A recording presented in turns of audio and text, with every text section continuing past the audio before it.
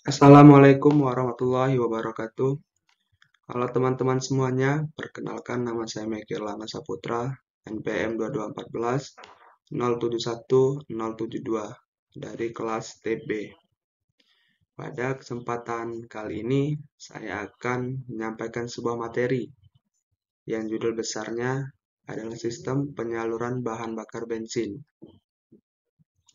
Sebelumnya, saya ucapkan terima kasih banyak kepada yang terhormat Bapak Dr. Mareli Telambanua, STP, MSc, selaku dosen mata kuliah motor bakar dan traktor pertanian.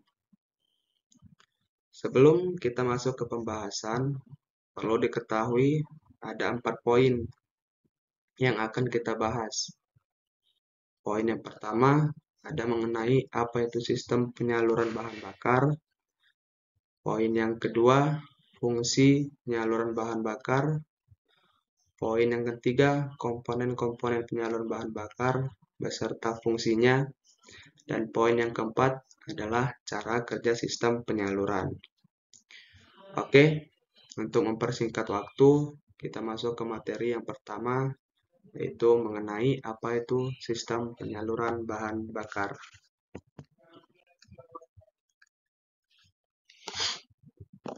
Apa itu sistem penyaluran bahan bakar? Sistem penyaluran bahan bakar bensin adalah suatu sistem yang digunakan untuk mengalirkan bahan bakar dari tangki penyimpanan ke mesin kendaraan, serta untuk menyuplai bahan bakar ke dalam silinder mesin. Dan pada saat pengoperasiannya, bahan bakar dan udara harus berada dalam proporsi atau takaran yang benar. Kita masuk ke poin yang kedua, yaitu fungsi penyaluran bahan bakar. Untuk fungsi penyaluran bahan bakar sendiri, teman-teman, itu ada 6. Yang pertama, untuk mengalirkan bahan bakar dari tangki sampai ke ruang bakar. Yang kedua, mengatur jumlah bahan bakar yang dikabutkan. Yang ketiga, mengatur saat pengabutan yang tepat. Yang keempat, mengatur lamanya pengabutan. Yang kelima, untuk mengabutkan bahan bakar dan memasukkannya ke dalam silinder. Dan yang keenam, untuk mendistribusikan bahan bakar yang telah ditakar ke setiap silinder. Dan adapun komponen-komponen penyaluran bahan bakar pada mesin bensin itu ada 5, teman-teman. Yang pertama itu ada tangki, kedua ada saringan, ketiga ada pompa, keempat ada karburator, dan yang terakhir ada silinder. Kita akan bahas satu persatu komponen-komponen penyaluran bahan bakar tersebut dan fungsinya. Komponen yang pertama adalah tangki, yang fungsinya itu untuk penampungan bahan bakar. Tangki ini, teman-teman, akan dipompakan oleh pompa bahan bakar dari tangki ke karburator. Tangki bahan bakar ini harus selalu dijaga kebersihannya agar aliran bahan bakar dapat lancar dan tidak cepat merusak saringan bahan bakar ataupun komponen-komponen bahan bakar lainnya. Tangki ini sendiri, teman-teman, kan dia fungsinya tempat penampungan bahan bakar. Jadi, secara tidak langsung kita memang harus benar-benar menjaga kebersihannya agar tangkinya tersebut dia tidak cepat rusak dan tidak merembet ke komponen-komponen lainnya. Karena jika dia sudah rusak, dia akan fatal, teman-teman. Lanjut ke komponen yang kedua, yaitu saringan bensin. Yang fungsinya itu untuk menyaring dan membersihkan bahan bakar dari kotoran. Jadi sebelum bahan bakar itu masuk ke dalam karburator, teman-teman, dan ditempatkan di antara tangki dan pompa bahan bakar. Jadi saringan bensin ini sendiri itu ditempatkan di antara tangki dengan pompa bahan bakar. Dan fungsi dari saringan sendiri, teman-teman, untuk menyaring dan membersihkan bahan bakar dari kotoran. Maksudnya seperti apa? Jadi bahan bakar itu sebelum dia masuk ke pompa dan sebelum dia masuk lagi ke karburator atau ruang pembakaran itu sendiri, bahan bakar itu perlu disaring, teman-teman, agar kotoran-kotoran yang terbawa dari luar itu tidak ikut masuk ke ruang pembakaran. Maka dari itu adanya saringan bensin sebagai penyaring atau membersihkan bahan bakar dari kotoran.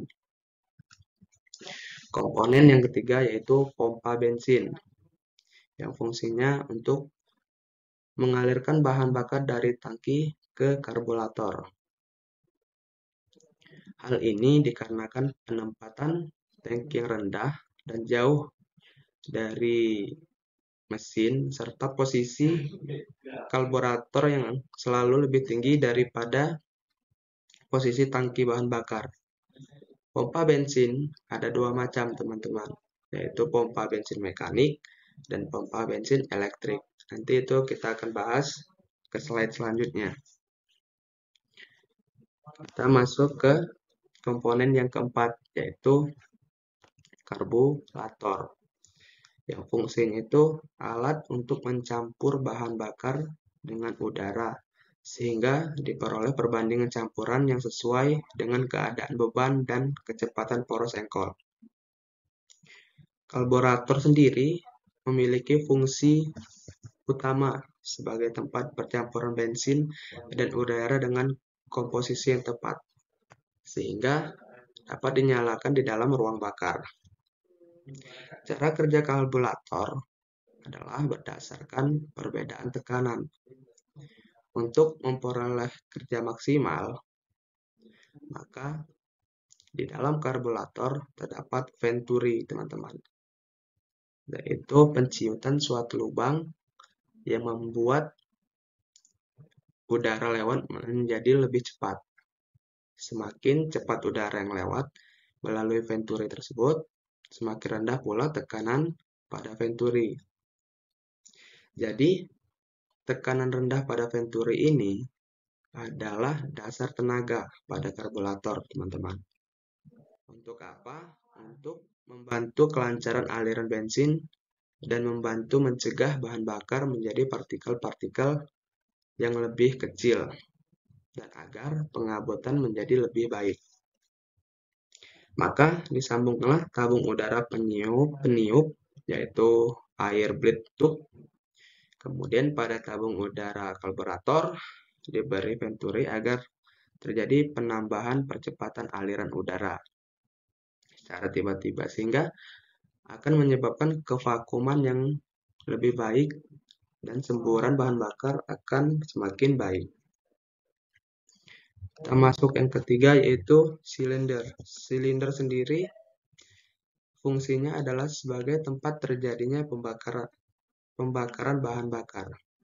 Jadi teman-teman, silinder ini kan tempat terjadinya pembakaran antara bahan bakar dan udara. Jadi silinder ini adalah tempat terjadinya pembakaran, teman-teman. Itu dari fungsi silinder. Seperti yang saya bilang sebelumnya, pompa bensin itu terbagi menjadi dua, teman-teman, yaitu pompa mekanik dan pompa elektrik. Di sini kita akan bahas apa itu pompa mekanik dan pompa elektrik. Pompa bahan bakar mekanik yaitu bekerja dengan cara menghisap bahan bakar yang ada pada tangki dan dialirkan ke karburator melalui selang bensin. Apabila camshaft mengangkat rocker arm, maka tuas rocker arm akan menarik batang pendorong ke bawah. Hal ini akan menyebabkan membran bergerak ke bawah. Katup masuk terbuka dan pegas akan mengecil. Akibat gerakan membran ke bawah dan katup masuk terbuka, maka bahan bakar masuk ke dalam pompa. Selanjutnya, camshaft berputar dan tidak mengangkat lagi tuas. Akibatnya, pegas akan kembali ke posisi semula dan membran akan bergerak ke atas. Sehingga katup buang akan terbuka dan bahan bakar yang terdorong keluar melalui katup buang. Dan pompa elektrik. Pompa bensin elektrik atau listrik lebih efisien dari pompa bahan bakar mekanik dan memberikan beberapa keuntungan yang tidak terdapat pada pompa bahan bakar mekanik. Pompa bahan bakar elektrik sendiri akan mengisi karburator begitu kontak di-on-kan. Keuntungan lain adalah dapat ditempatkan pada lokasi yang diinginkan. Dan cara kerja pompa elektrik sendiri adalah apabila pompa di-on-kan, arus listrik akan mengalir ke kumparan dan menyebabkan timbul medan magnet yang dapat menarik membran. Sehingga terjadi kevakuman di ruang pemompaan. Hal ini akan menarik katup masuk terbuka dan bahan bakar masuk ke dalam ruang pemompaan. Pada waktu yang hampir bersamaan dengan gerakan membran tertarik oleh magnet, kontak pipa juga akan terputus dan medan magnet pada kumparan akan hilang. Akibatnya, pegas akan mendorong membran kembali pada posisi semula. Dan tekanan pada ruang pemompaan akan naik dan akan menyebabkan bahan bakar tertekan keluar melalui katup buang. Dan cara kerja sistem penyaluran sendiri itu ada dua, teman-teman. Yaitu sistem penyaluran sendiri dan sistem penyaluran dengan tekanan. Sistem penyaluran sendiri adalah sistem yang dari tangki menuju ke saringan dan terus ke karburator. Kemudian melalui saluran pemasukan dan menuju ruang pembakaran silinder. Sementara pada sistem penyaluran dengan tekanan, pengaliran bensin dari tangki karburator memerlukan tekanan dari pompa. Pada motor bensin, bahan bakar ditampung dalam tangki bahan bakar yang disaring oleh saring bensin full filter, dihisap dan ditekan oleh pompa bensin valve pump. Dicampur dengan udara di dalam karburator dan dengan selanjutnya diteruskan dengan silinder melalui intake. Dan adapun cara kerjanya seperti yang kita lihat dari diagram atau bagan. Pertama itu dari tangki bensin, teman-teman. Tangki bensin ini kan seperti yang saya bilang sebelumnya, yaitu tempat penampungan bahan bakar. Pada saat kita pertama kali mengisi bahan bakar, ya bahan bakarnya ditampung pertama kali di tangki bensin ini, teman-teman. Setelah kita ditampung di tangki bensin, dia akan disaring dulu melalui saringan bensin. Agar apa?